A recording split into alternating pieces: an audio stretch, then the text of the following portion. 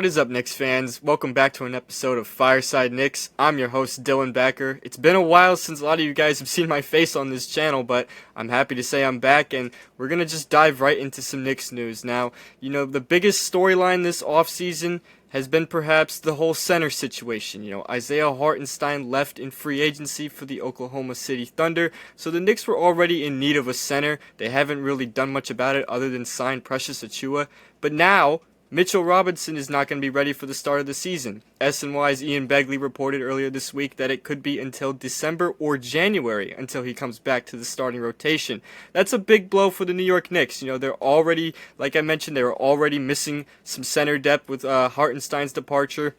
All they really have on the roster outside of Robinson at the center position is Achiuwa and Jericho Sims, who is really underdeveloped and not really that great. So the Knicks have an issue already before the season's even begun. They have an issue. They have issues in the front court now, and they're going to have to solve that. Now, today we're going to discuss some possible replacements for Mitch, both internally and externally, like through the markets and the trades and stuff. There's been a lot of rumors surrounding a bunch of different centers and stuff this offseason. Nothing really has come to fruition at this point, though, so we're just going to dive right into, who they could go after now that this need is a lot more urgent than it was before. So we're going to start off with the internal options, the guys that are on the roster right now. Now, I mentioned Achiuwa and Sims already. Those guys figure now to be playing a much bigger role than anticipated, now that Robinson is going to be out for at least the first couple months of the season. Achiuwa could even possibly slide in as the starting center, though I don't think they're going to end up doing that.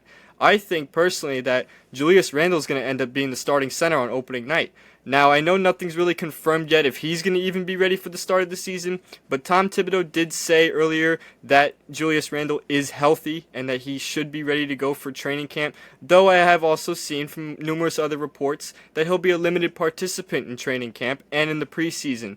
So really, we have no idea just how healthy Randle is going to be, and I don't think it's necessarily ideal to have him play center right off rip, fresh off that shoulder injury that ended his season last year and required surgery. I don't think that's particularly ideal, and I don't think the Knicks wanted to do that, but they might not have a choice now. Like I said, if they don't make a trade for a center, which we're going to talk about, later on in this episode of some guys they can target, there are going to be a lot of names that you have already heard throughout the offseason, but now we really need to discuss that because we don't have a center at the moment to start.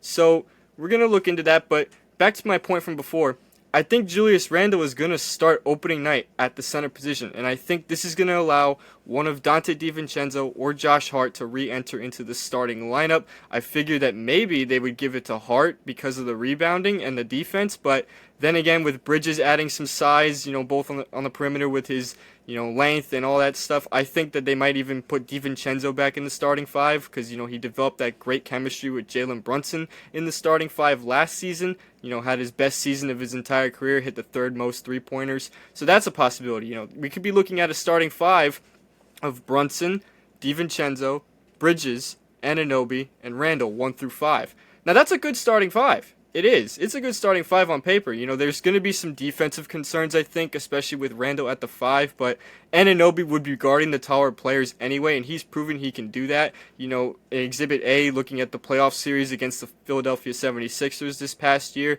when Anunoby was guarding Embiid throughout multiple possessions and shut him down. He did a pretty good job on that, considering that it's quite of a mismatch on the size-wise for that. So I think that will be okay. I think the defense won't be as good as we would hope for it to be. I think it's going to be a little rusty considering it's a completely different lineup.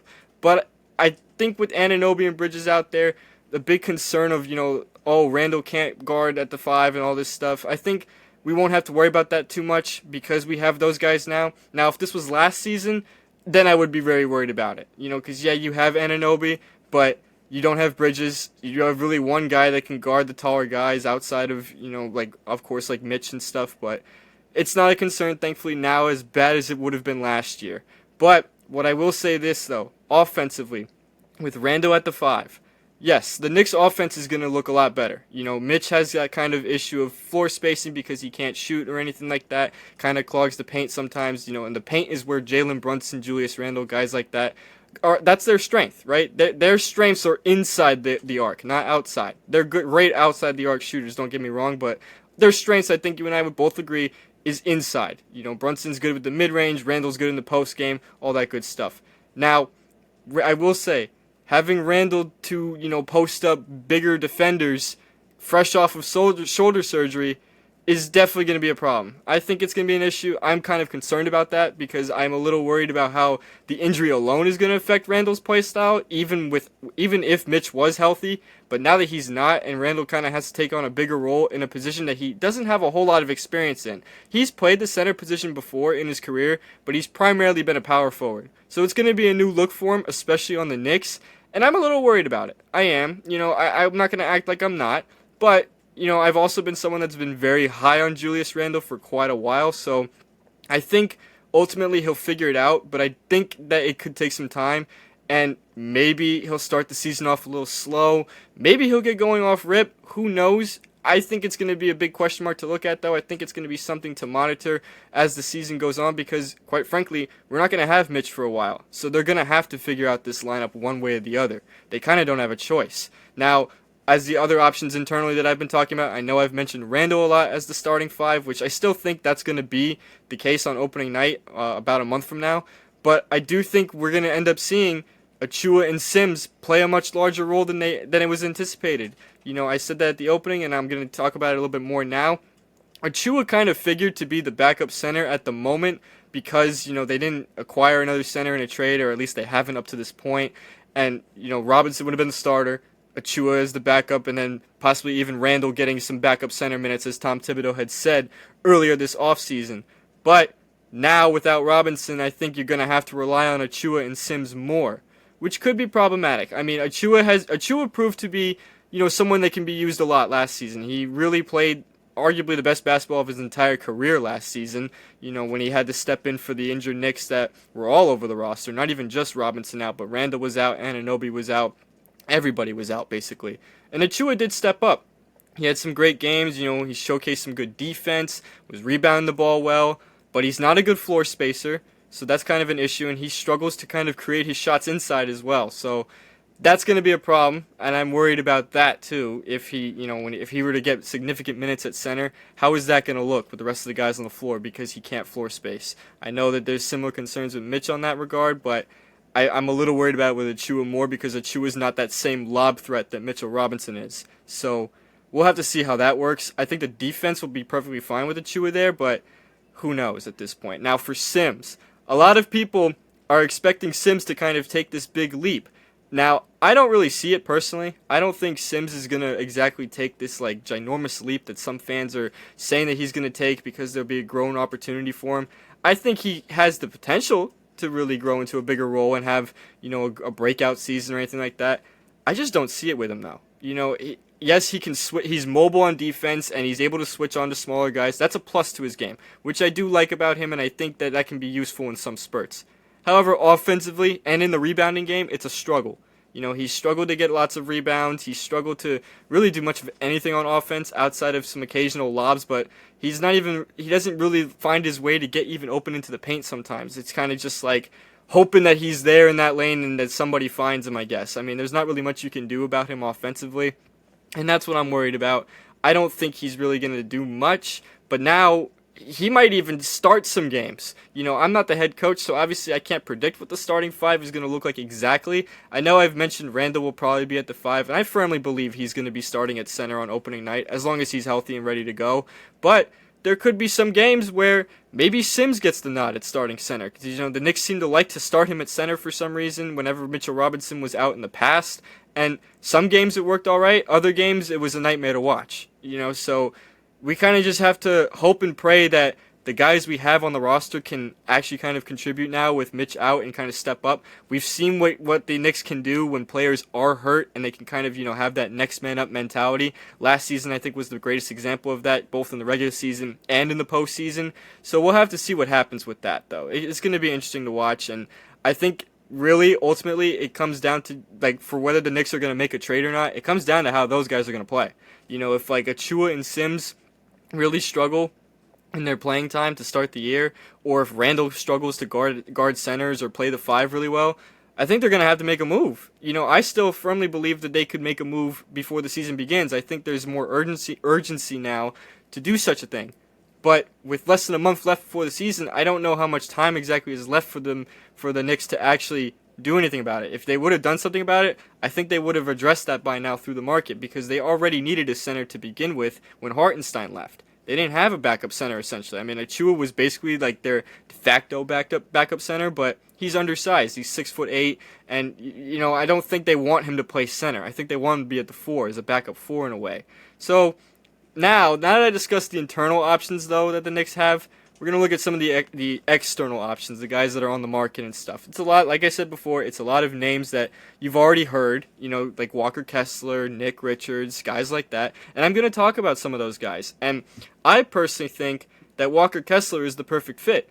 Now, the issue is, of course, the price. Utah Jazz wants like 2 first-round picks, I think, for Kessler, which, may be a little much for a guy that's only entering his 3rd NBA season, but Kessler has also proven to be one of the league's better interior forces already.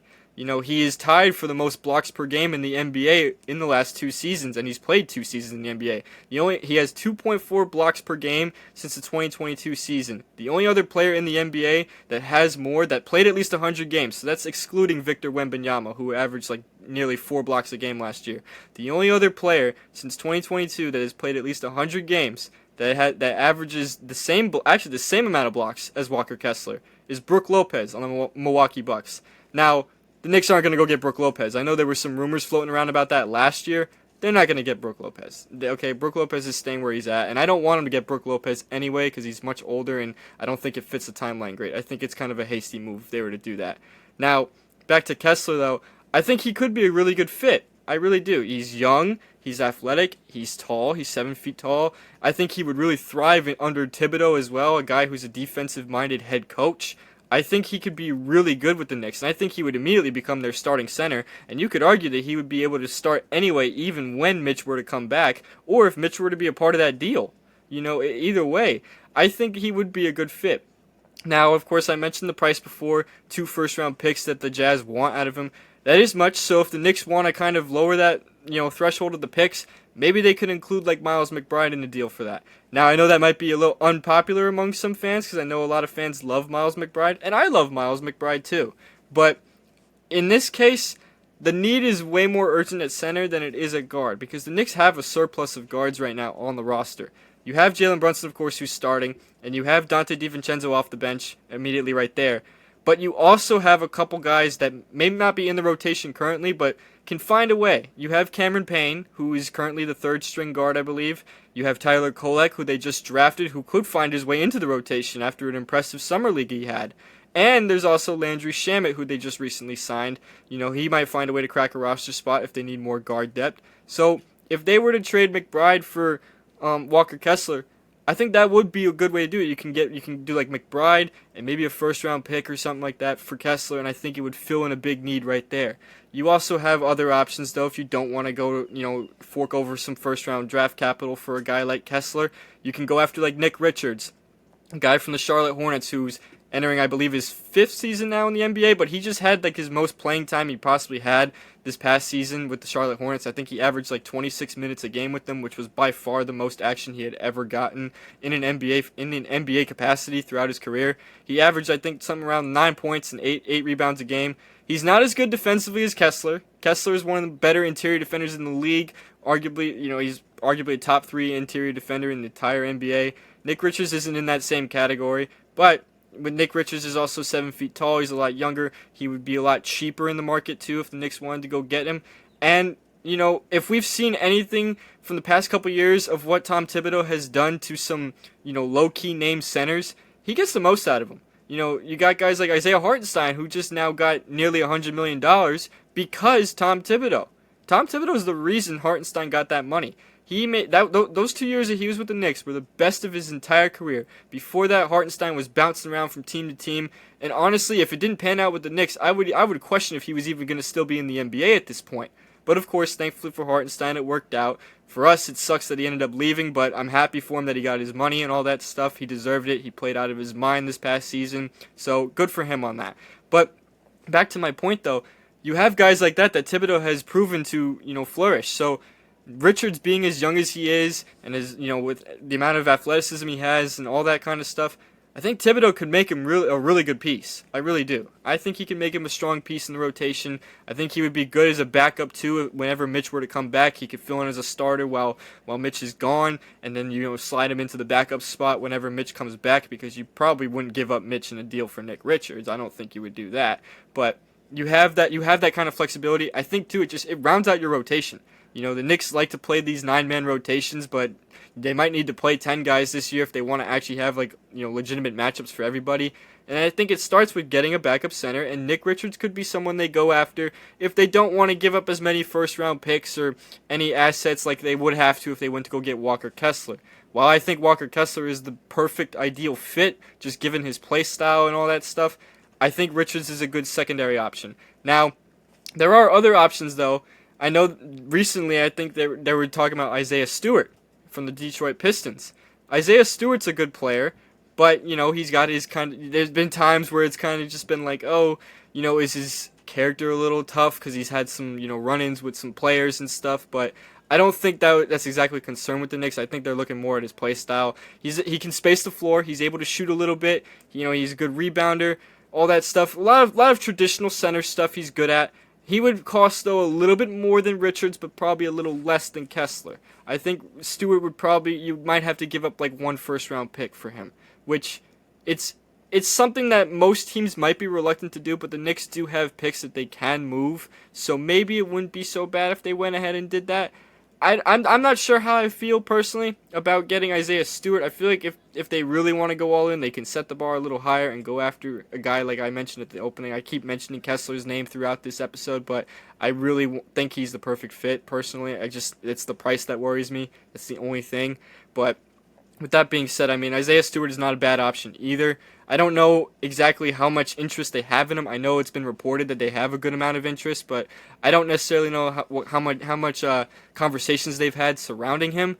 I would assume that now they're going to start, making some phone calls again for him, checking on his availability, because I think, the Knicks and Pistons have proven to be good trading partners over the past couple seasons. They've made a few trades now at this point, so maybe they make another one and they go ahead and get Isaiah Stewart to kind of round out the rotation.